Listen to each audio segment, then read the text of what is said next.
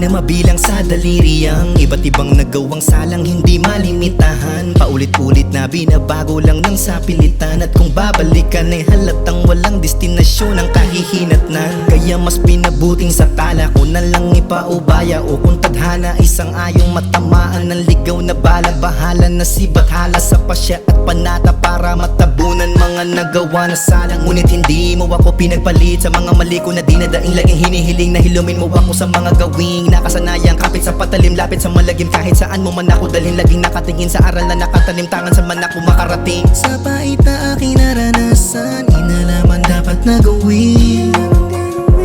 Kahit napilitin pang takasan, tila ba bumabalik pa rin. Para sa sarili, sulat ko na mariin mga maling pangarap na kailangan bigyan ng diin. Hinanap dahilan kung sino bang tunay na salarin. Pagmulat nagulat ko, ba't ako yung nasa salamin?